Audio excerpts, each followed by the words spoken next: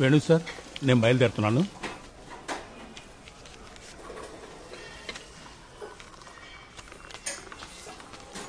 Das uncle, ఈ parcel delivery చేయాలండి. Address ఇక్కడ ఉంది. ఓకే.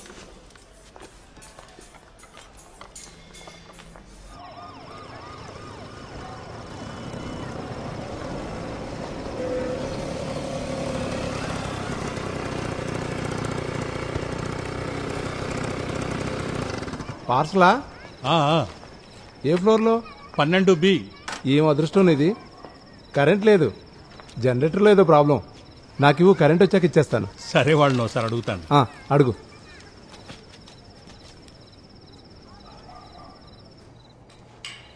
సార్, నేను హోటల్ నుంచి పార్సల్ తీసుకొచ్చాను. ఎక్కడున్నావు నువ్వు? కిందున్నాను సార్. బైక్ తీసుకురా. కరెంట్ లేదు సార్, లిఫ్ట్ వర్క్ చేయట్లేదు. కరెంట్ వచ్చాక సెక్యూరిటీ అతను తెచ్చిస్తే ఓకేనా సార్? లిఫ్ట్ పని చేయకపోతే మెట్లున్నాయిగా, బైక్ తెచ్చిపో. ఏంటి, జనరేటర్ ఆన్ అవుద్దా? షార్ట్ సర్క్యూట్ అయిందన్న, టైం పడుతుంది. సరే, కొంచెం త్వరగా చెయ్యి.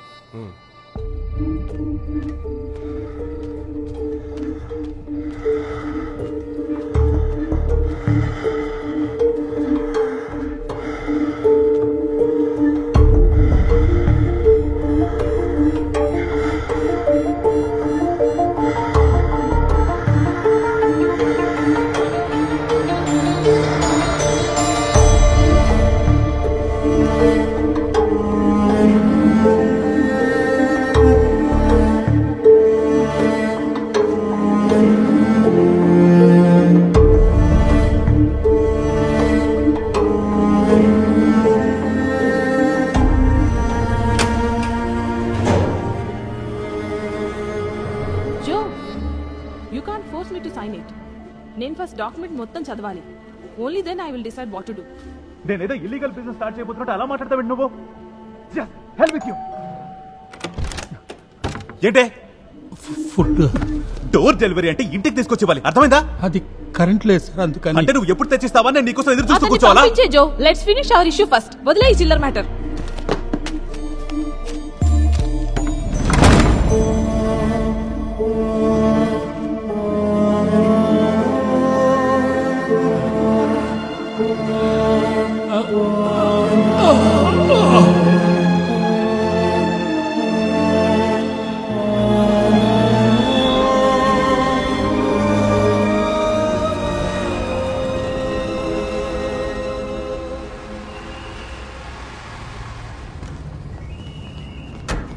సార్, నేను పార్క్ చేస్తాను.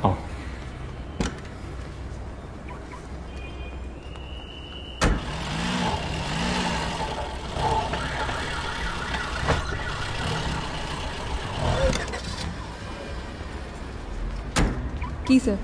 Thank you. Welcome sir. ఏంట్రా? అక్క, నాన్నకు బాగాలేదక్క, త్వరగా మెడికల్ కాలేజ్ దగ్గరికి రా. ఏమైంది నాన్నకి? ఏమో తెలీదు, నేను అమ్మ అప్పుడు అక్కడికి వెళ్తున్నాం.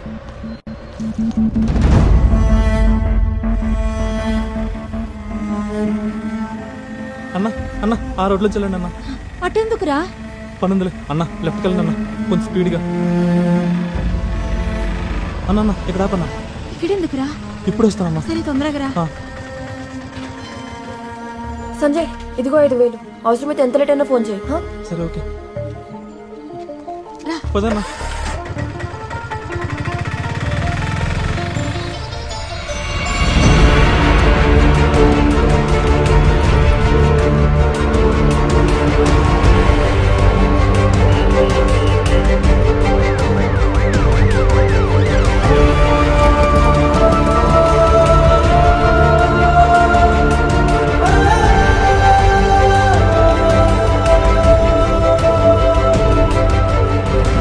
క్యాజువాలిటీ వాడు ఎక్కడ? అదిగో అదే.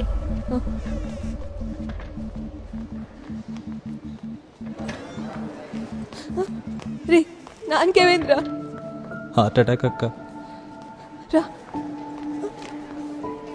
నువ్వు వెళ్ళక్క, నేను నాన్న అలా చూడలేను.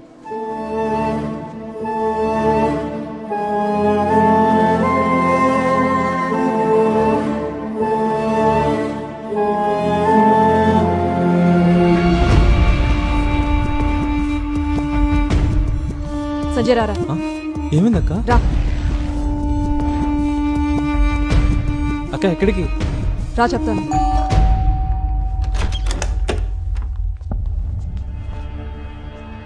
ఏంటి? కొద్దిసేపటి క్రితం ఫుడ్ డెలివరీ చేయడానికి వచ్చారు కదా, అతను మా నాన్న. అయితే నన్నేం చేయమంటావు? నాన్న హాస్పిటల్లో ఉన్నారు. మీరు 12 అంతస్తులు మెట్లెక్కిచ్చారు కదా, అది మాట్లాడడానికి వచ్చాం. అవునా? పోయి కేసు పెట్టు. మీ వల్ల ఒక వ్యక్తి ప్రాణాపాయ స్థితిలో ఉంటే కొంచెం కూడా బాధ అనిపించట్లేదా మీకు? ఏంటి ప్రాబ్లం?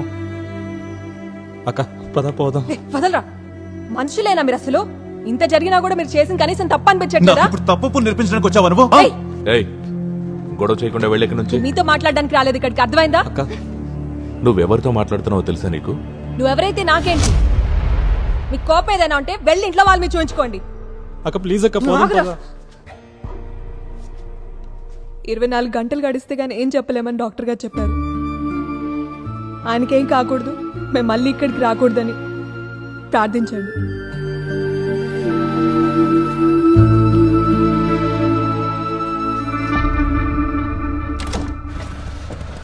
ఆ బట్ట తీసుకెళ్ళాపు.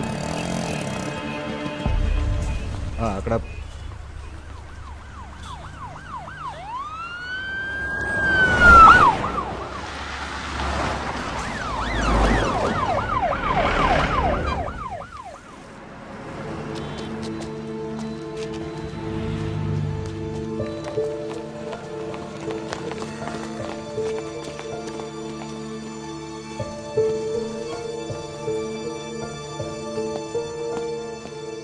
ఎక్కడికి వెళ్తున్నారు? సార్ మా నాన్న క్యాజువాలిటీ వాళ్ళు ఉన్నారు. ముఖ్యమంత్రి గారు లోపల ఉన్నారు, ఇప్పుడు వెళ్ళడం కుదరదు. పక్కన నిలబడండి. ఆమా, మేము హాస్పిటల్ ఎంట్రన్స్ లో ఉన్నాం.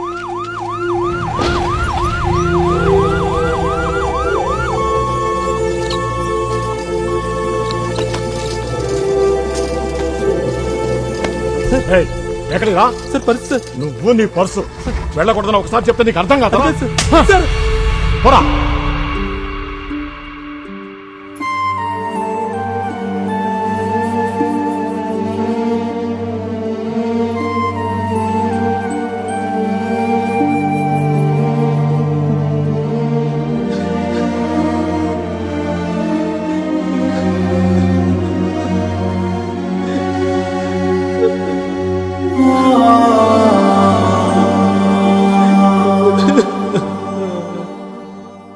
మనం చాలా సామాన్యులం సంజయ్. పలుకుబడి, పదవి, ధనం, వీటిలో ఏ ఒక్కటైనా ఉంటేనే ఇక్కడ మనం బతకగలం. నిన్న నువ్వే చూసాగా ముఖ్యమంత్రి వస్తే ఏం జరుగుతుందో. ఉన్న సీనియర్ మోస్ట్ డాక్టర్స్ అందరూ ఆయన చుట్టూ చేరారు. పేషెంట్లకు ఏమైతే వాళ్ళకేంటి? మన లాంటి వాళ్ళని తిట్టినా పడేసుకొట్టినా అసలు ఎవ్వరు పట్టించుకోరు సంజయ్. నువ్వు కాలేజ్ మ్యాగజైన్లో రాసావు, గుర్తుందా? శక్తులన్నీ కూడా తీసుకొని పోరాడు, లేదా కనీసం నిరసన వ్యక్తం చేయని. ధైర్యం ఉందా నీకు? ముఖ్యమంత్రికి వ్యతిరేకంగా ఒక్క వాక్యం రాయగలవా?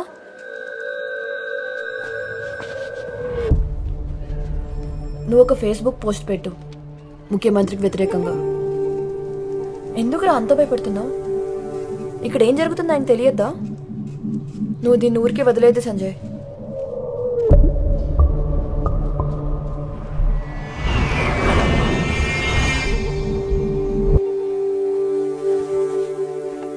నీ ఐడి నుంచి పోస్ట్ వద్దు, ఒక ఫేక్ ఐడి క్రియేట్ చేద్దాం.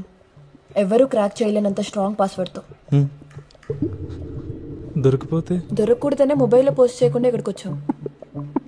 ఈ కేఫ్ సేఫ్. హాల్లో ఉన్న సీసీటీవీలు ఏవి వర్క్ చేయట్లేదు. నువ్వు స్టార్ట్ చేయి.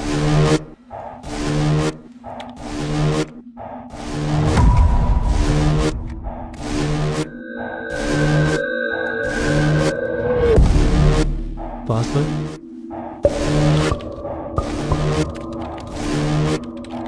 ఇలా టైప్ చేస్తున్నావు, నీకైనా గుర్తుంటుంది పాస్వర్డ్? నాకు గుర్తుంటుంది. నువ్వు ఒక స్ట్రాంగ్ మెసేజ్ టైప్ చేసి ముఖ్యమంత్రిని అడ్రస్ చేయి.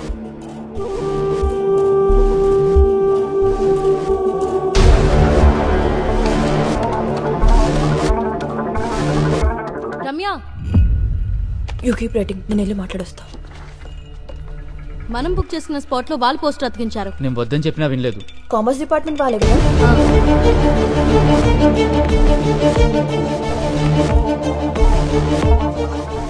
ఏంట్రా అయిపోయిందా? ఒకసారి చెక్ చేయండి. అదిరిపోయింది. అచ్చా యూట్యూబ్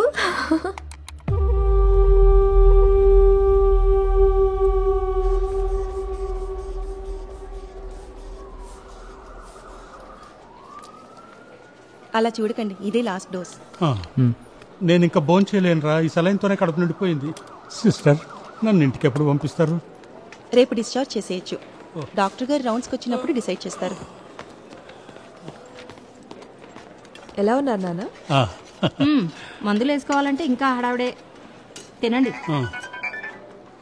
హలో, నువ్వు ఆటోగ్రాఫ్లు ఇచ్చే స్టేజ్కి ఎదిగేసావు తెలుసా? నువ్వు పెట్టిన పోస్ట్ వైరల్ అయింది. 2.5 లక్షల వ్యూస్, 3,200 షేర్స్ తిన్నావు సంజయ్. అవునా? ఈ యోధాకి చాలా మంది అమ్మాయిల నుండి ఫ్రెండ్ రిక్వెస్ట్ వచ్చాయి. నేను అందరినీ యాక్సెప్ట్ చేశాను. చేయకుండా ఉండాల్సిందే. ఓ, నువ్వు ఇప్పుడే సెలబ్రిటీ అయిపోయావు. ఏదైనా ప్రాబ్లం అవుద్దేమో. ఏం ప్రాబ్లం? అందరూ సపోర్ట్ చేస్తున్నారు. ఇది రాష్ట్రంలో ఖచ్చితంగా అవసరం అవుతుంది చూడు. నువ్వేం టెన్షన్ పడకు, ఆల్ ఈస్ వెల్. రమ్య, ఇప్పటికే ఆలస్యమైంది, వెళ్ళి భోంచేయవే. సరే ఉంటా, మా ముసలి నస పెడుతుంది. బాయ్.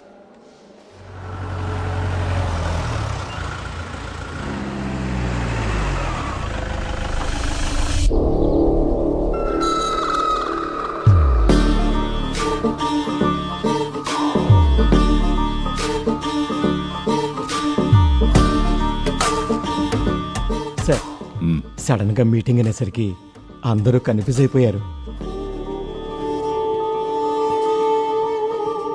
నీ ట్రీట్మెంట్ అయిపోయిందా? అయిపోయింది సార్, 2 రోజులైంది. ఓ వారం రెస్ట్ తీసుకొని జాయిన్ అయితే సరిపోయేదిగా. అనవసరంగా ఎక్కువ స్ట్రెయిన్ అవ్వు సార్. జాగ్రత్తగా ఉండు. ఇదొక ఫేస్బుక్ పోస్ట్, మీరందరూ చూడాలి. ఇతను అసలు సిసలైన యోధ. ఇది నిన్న కలెక్టరేట్ ముందు జరిగిన లాఠీచార్జీ లాంటిది కాదు, ఆదివాసీలు మొన్న చేసిన ధర్నా లాంటిది కూడా కాదు. మనం ఇప్పుడు దృష్టి పెట్టాల్సింది ఈ విషయం మీదే. కానీ సార్, అదొక అనామక పోస్ట్ సార్. ఊరు పేరు ఏం లేదు, అలాంటి దానికి విలువెలా ఇస్తాం? ఈ పోస్టు పెట్టింది కూడా ఒక మనిషే కదండి. అతనేం రాశాడో చదివావా శివయ్య?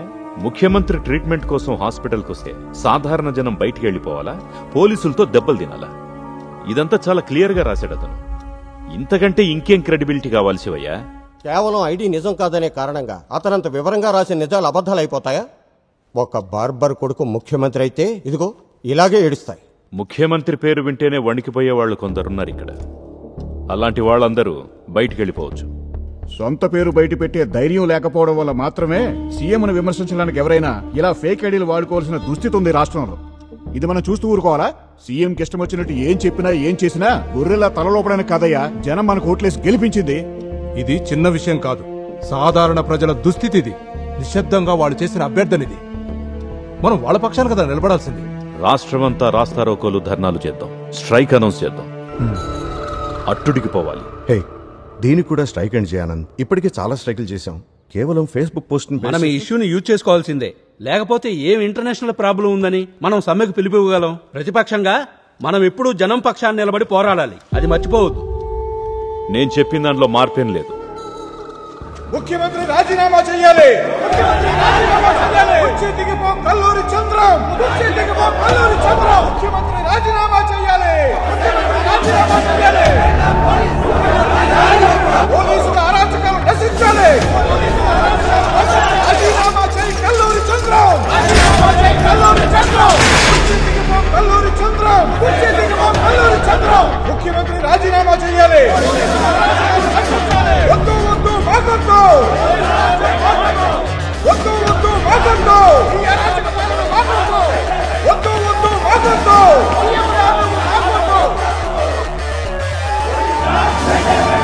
చెయ్యాలి చెయ్యాలి, రాజీనామా చెయ్యాలి. ముఖ్యమంత్రి కల్లూరి చంద్రం రాజీనామా చెయ్యాలి, రాజీనామా చెయ్యాలి.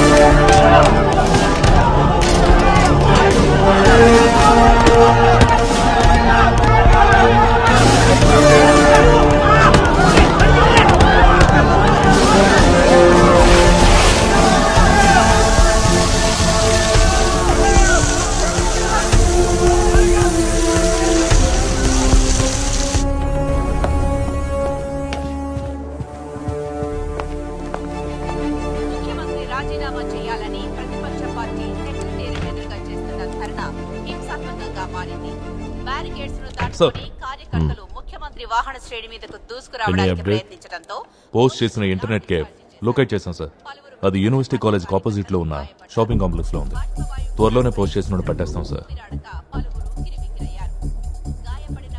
సార్, సీఎం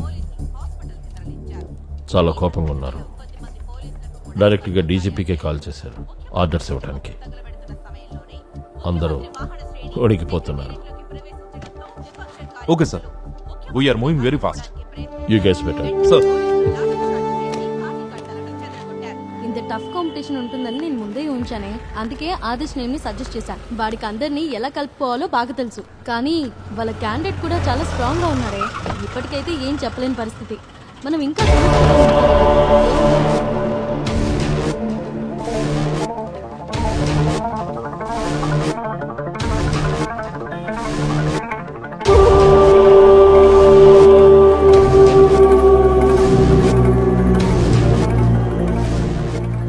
ఈ విషయాన్ని